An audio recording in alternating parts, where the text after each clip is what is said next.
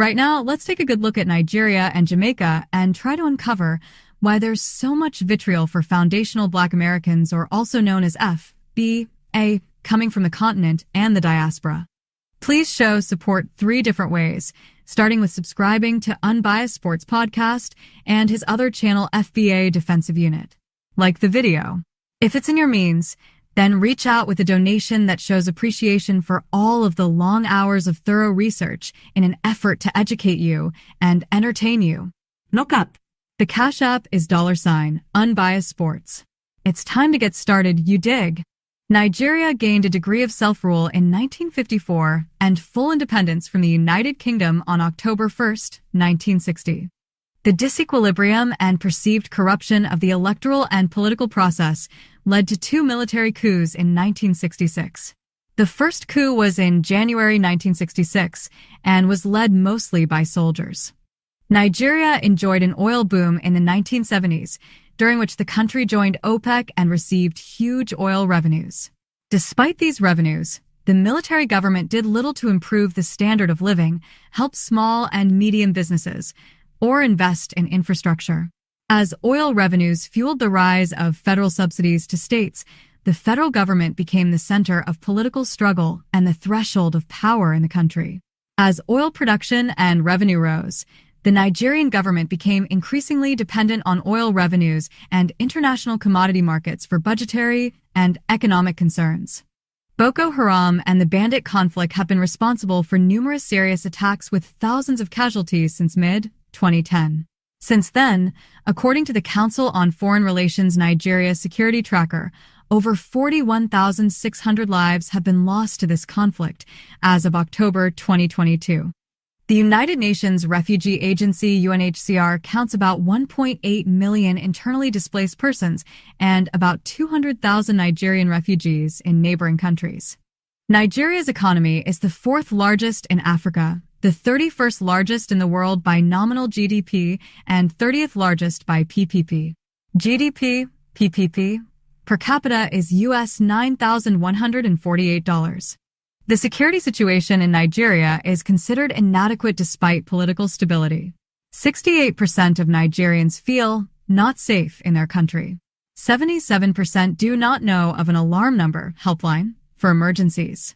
Nigerians, according to the above survey, fear being robbed 24% or kidnapped, also 24%, being victims of armed bandits or of petty theft, both 8%, or being harmed in the herdsman-farmers conflict, also 8%. Internationally, Nigeria is infamous for a type of advance fee scam along with a form of confidence trick. The victim is talked into sending money or bank account information to the scammer on the premise that a larger amount of money will be transferred to them.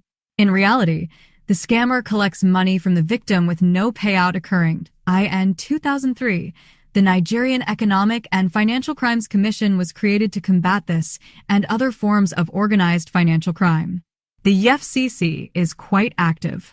According to the International Monetary Fund, 32% of Nigeria's population lives in extreme poverty as of 2017, living on less than $2.15 a day.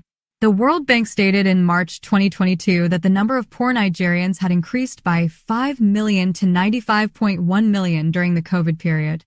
Accordingly, 40% of Nigerians live below the poverty line of $1.90 as handled by the World Bank. Despite the undoubted existence of slums in Nigeria, for example, the fact that 92% of men and 88% of women in Nigeria own a mobile phone is difficult to reconcile with the poverty percentages published by the IMF and the World Bank. Nigeria's human rights record remains poor.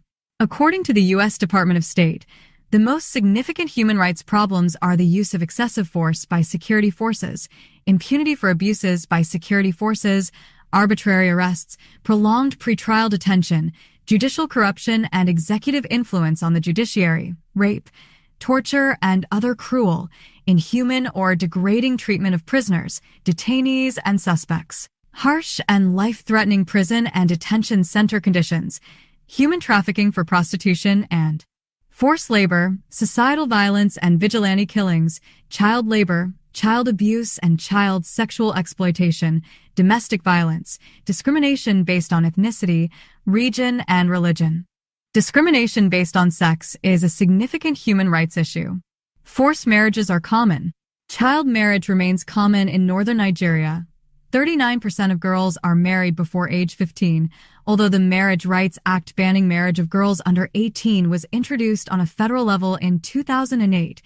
293. There is rampant polygamy in northern Nigeria. 294. Domestic violence is common. Women have fewer land rights. Maternal mortality was at 814 per 100,000 live births in 2015.